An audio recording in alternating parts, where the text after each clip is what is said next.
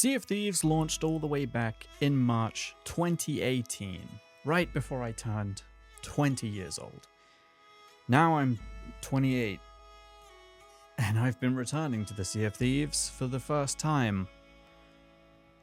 Again, I've played a fair amount of the game over the years, mostly with some friends as I joined in on some voyages and adventures.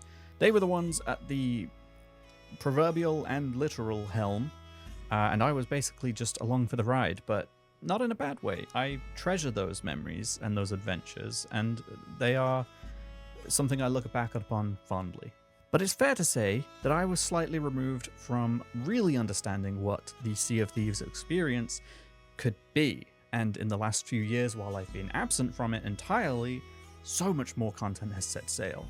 Apparently you can even own ships now, which maybe you've been able to do that for a while. I don't know. I have no clue, but there you go.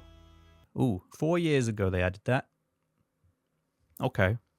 Well, it's new to me. But with all that said, I'm starting over.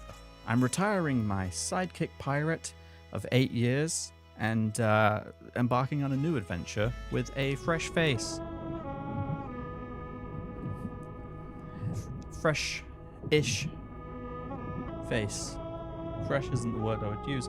It's fine. Now I'm eager to see what the Sea of Thieves can offer. Me, now a much older man than I was. And as I raise my flag once more, I also raise the question, is it even worth playing Sea of Thieves in 2026? Let's find out together, today, in this re-review, because games deserve a second look, right?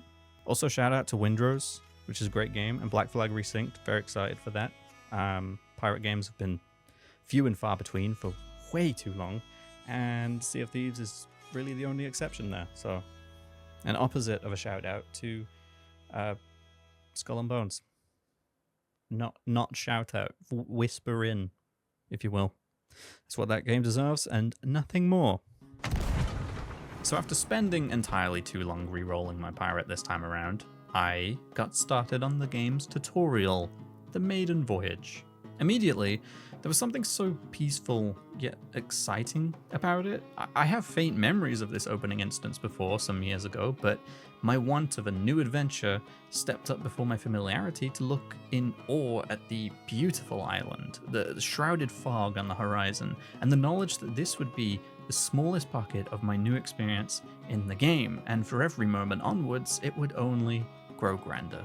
I knew that I could rush through this section to really get out there and begin the hunt for countless treasures, but I wanted to treasure this moment as long as I could first. I wandered the small island, exploring the wreckage of a long-lost ship, presumably belonging to the pirate lord, who now ethereally guided me through my new first steps. I then explored the cavern nearby, taking in the atmosphere, and despite knowing that no riches would be left for me here, I could feel the worth in exploring it.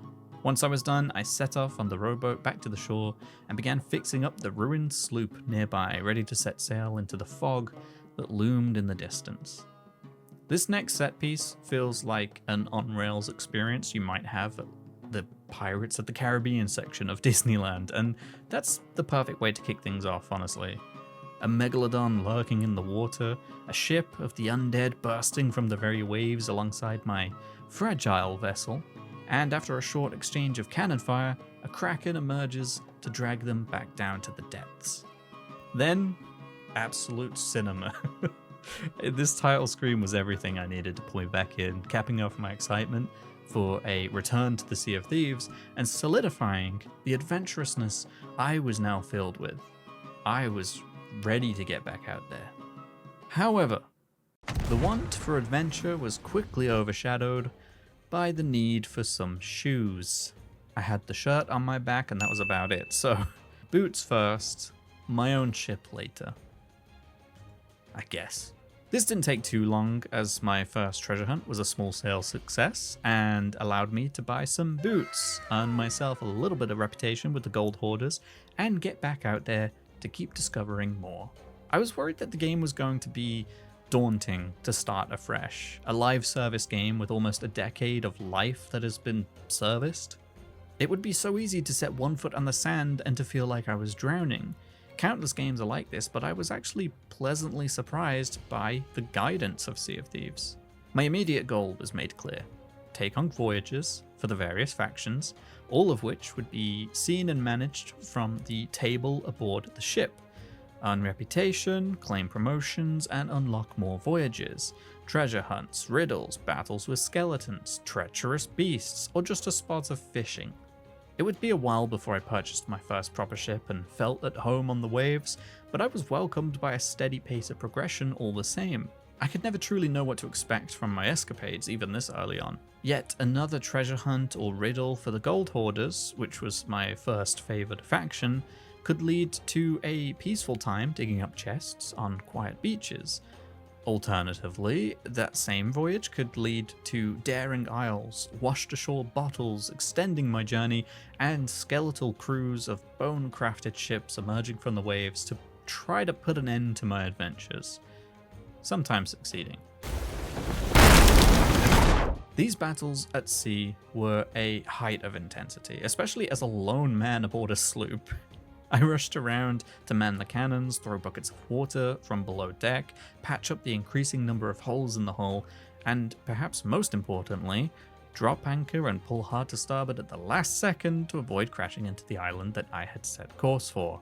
After a few more cannonballs exchanged, I watched as the skeletal ship slowly fell back below the waves it came from, and with my adrenaline lowering, I spotted the treasures that now awaited my plundering hands.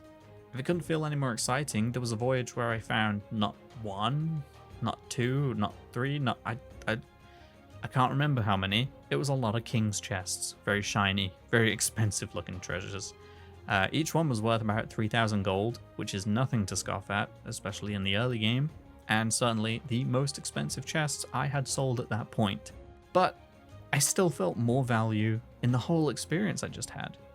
The game clicked with me, and I could feel the waves pulling me back out to sea for countless more adventures in that very moment.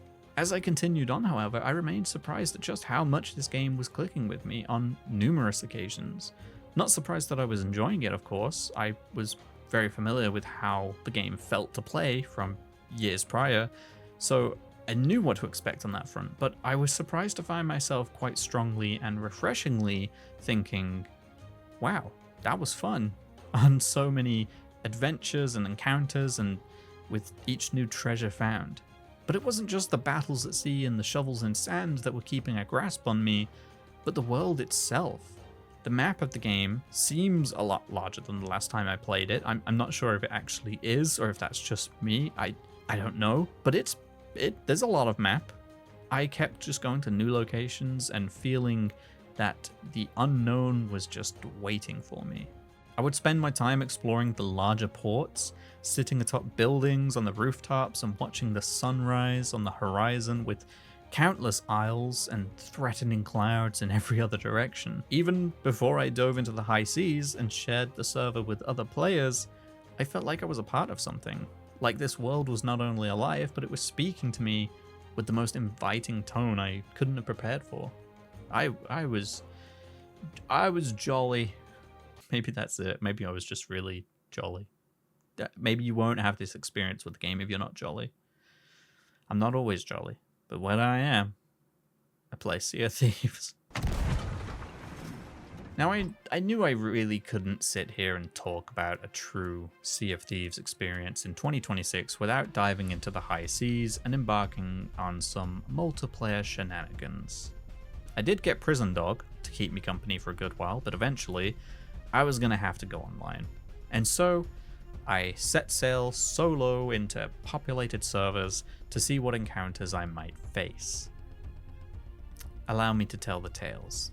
I was sure that I would be in for adventure and unlikely encounters, but it never ceases to be nerve-wracking all the same. My first dive into the high seas, I didn't even see anyone else. I thought I did, but it was just a skeleton ship. I think. I ran around the emissary tables to find that other ships were indeed sailing these waters, but my short trip for some quick treasure meant I might as well have been alone. And maybe that was for the best. As for the second time I played online, Yes, that is me, hiding in a barrel aboard my own burning ship. Let me explain. It all started the same as always. No sight of any players and a relatively simple journey for some goods. I completed a fishing voyage and then headed back out there for more adventure, bringing in some skeleton bounties. I grabbed the 3 bounty skulls and an extra gunpowder delivery I had to come across, and headed to the delivery location. However, upon arriving, I spotted a galleon docked there, lights on, sails up, some patchwork in the hull, probably not long back from their own journey. Now, maybe this was the optimist in me, or maybe I was just a fool. Don't answer which one you think it was. But I thought nothing of it, and I pulled up to the island anyway. Once I arrived, I hopped off with gunpowder, looking for where I could sell it, and I saw another player on the galleon, but they seemed occupied enough, so I just went about my own business. I delivered the gunpowder and headed back aboard my ship for the skulls. Now there's only 2. Brilliant. Okay. One in my hand, I took a look back towards the galleon and then back again. He just took the other one. Okay. Now, I know we're all pirates and thieves, but I'm just one man aboard a sloop looking to sell my skulls. And you took 2 of them. And then had the gall to wave at me? I just kind of stood there, disappointed, and knew that drawing a weapon would be a very foolish move. Plus, I didn't want to be hostile, but I certainly wasn't about to wave back, as he just took 2 of my skulls. But then another one showed up, and it was just a bit awkward. But again, I didn't know what to do. The second guy grabbed my dog, so I grabbed him back. That was the closest I'd come to reaching for my gun yet. Take my skulls if you wish, but don't touch my dog. I could see a couple of times that the second guy had tried communicating with me, but I couldn't hear him. My settings seemed fine, I think, so all I could really do was just stand there in silence. The first player messed with the cannons a few times, which I was a little bit suspicious about, but it all seemed fine enough. Until it wasn't. Right, now he was firing cannons directly at me and my dog. Impulse took over, for I knew I'd be meeting the ferrymen one way or another, so I threw firebombs at the galleon. Now when I did return to my ship, you can imagine how that went. Gamers be gamers, pirates be pirates. I got shot in the face immediately. I didn't even try anything. I knew it was going to happen. I returned again below deck, but I didn't really feel like stepping foot up the stairs again just to be spawn killed over and over, so I hid in a barrel.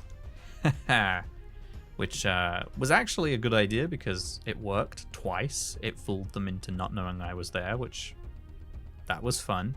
But still, I was a prisoner aboard my own ship, and all I could really do was go down with it now that it was on fire. But if I could go down with my ship on my terms, fooling the other crew, then down I went.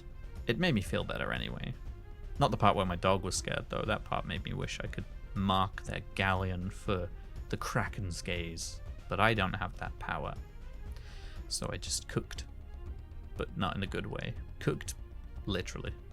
Shortly after, I washed ashore somewhere else, and I just sat there.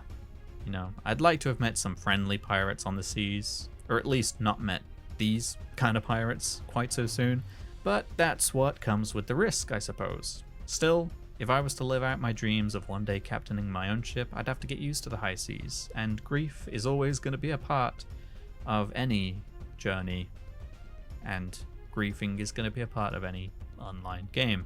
But then I took to the high seas once more with hope in my heart and anxiety crushing that very same heart.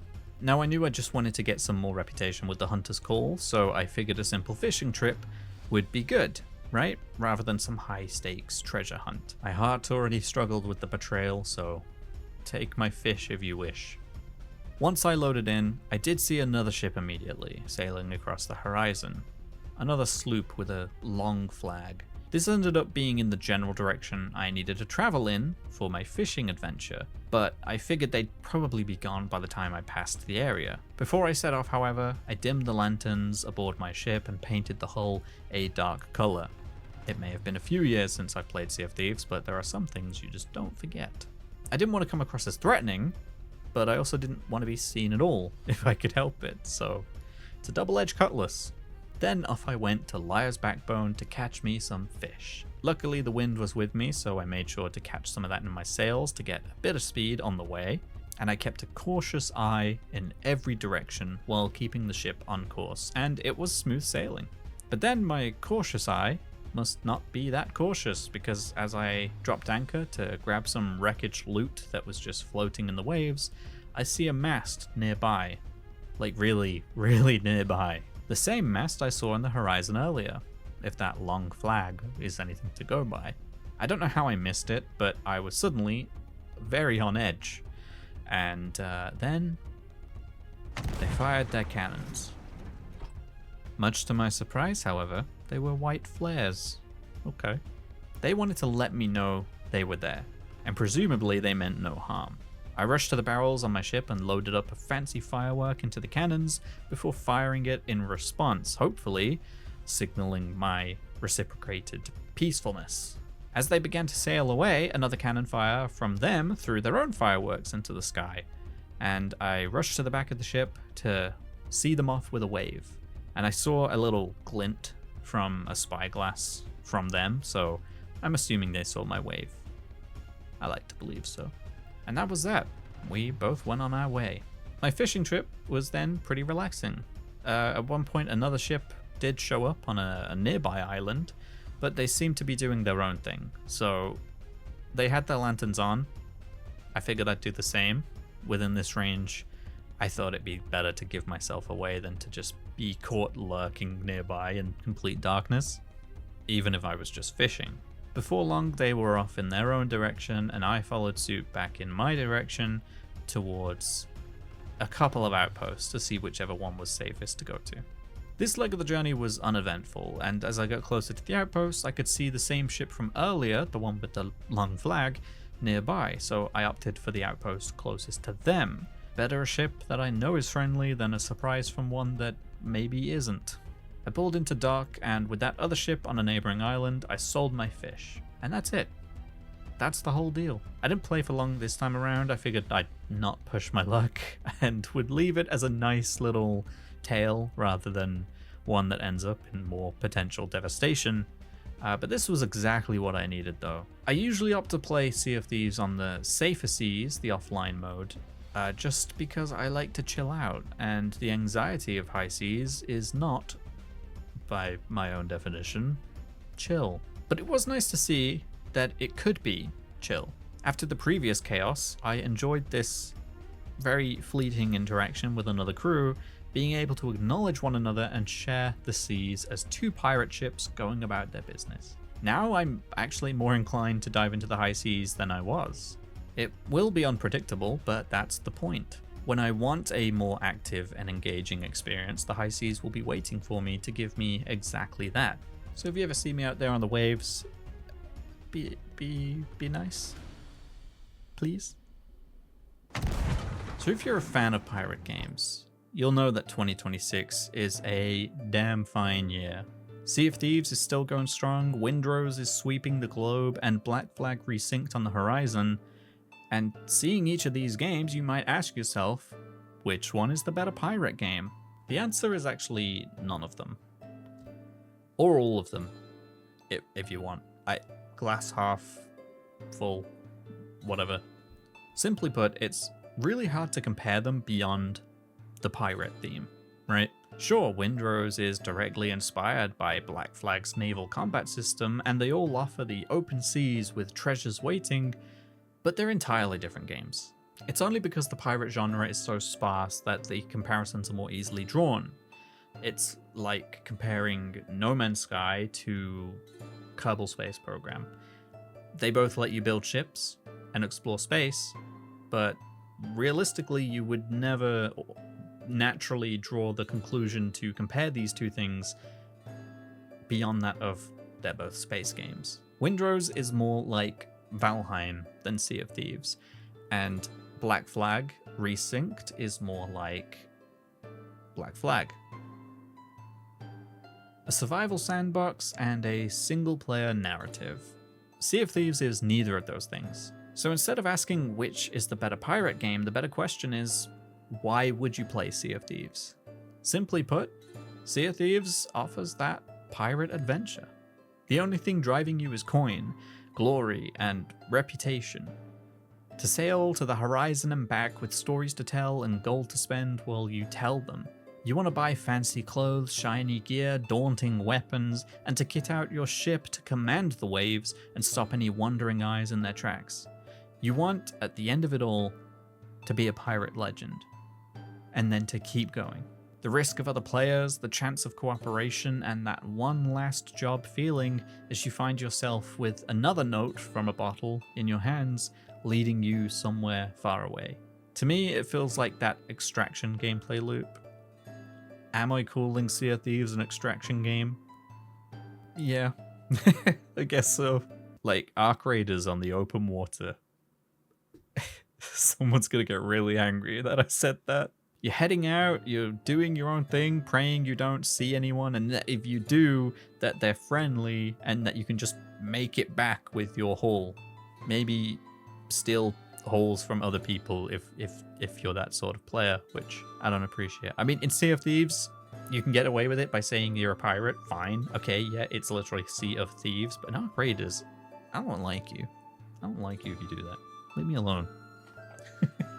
Returning to the Sea of Thieves in 2026 as a new player is honestly a lot of fun, and I find it hard not to recommend the game to most people. Whether you've tried it or, like me, you haven't set sail in a good number of years. I know there's people who have put a lot more time into it and have perhaps seen the game at higher peaks than it is at now and will express frustration with that, which is 100% fair because these kind of live service games go up and down in quality and things change, so maybe it's not the best it's ever been, but from my perspective, it's still pretty damn good, and it's really fun. The music is atmospheric and incredible as always, and the game's visual style holds up well enough to pass for a modern game all these years later. And that water, that is still the best looking ocean in any game, hands down.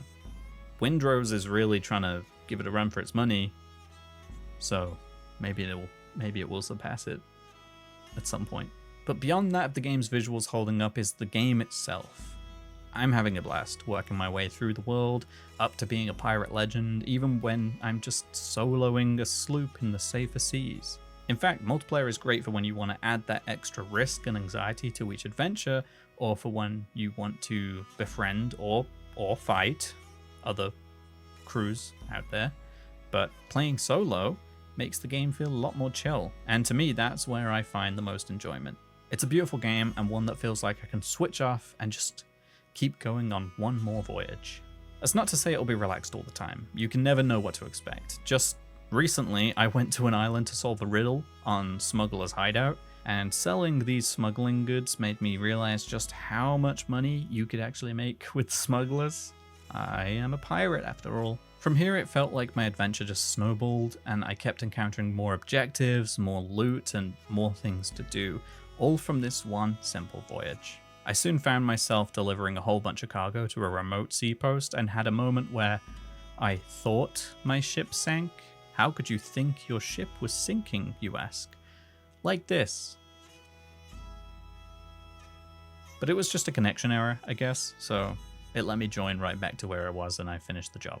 All this to say, these are the kinds of hours-long adventures that I was having before I'd even started fort raids or key fragment treasure troves and any of the tall tales, and long before I've reached the rank of pirate legend and beyond. But I am ready to do it all, see it all, and earn every ounce of reputation that I can. It's a game that I really feel like I want to keep playing, whether that be to sail the safer seas and take some time doing grand adventures or relaxing journeys, or to brave the high seas and see what chaos and, hopefully, cooperation I will encounter. Probably not, but I hope. I'm a fool, after all. 2026 is not only a fantastic year for pirate games, but as it turns out, it's a great year for a life on the Sea of Thieves. Whether a fresh player or returning, the horizon always seems enticing, and always just out of reach. But that chasing the horizon, it makes every adventure worth it.